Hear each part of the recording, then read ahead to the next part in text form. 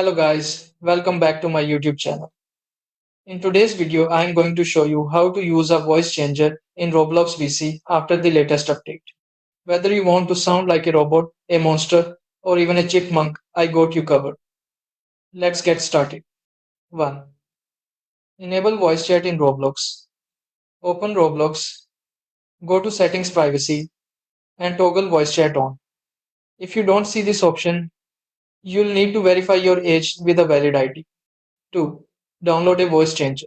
Some of the best free and paid options are Voice Mode, Clownfish, or Morphbox. Make sure to install them from their official websites. 3. Set up your voice changer.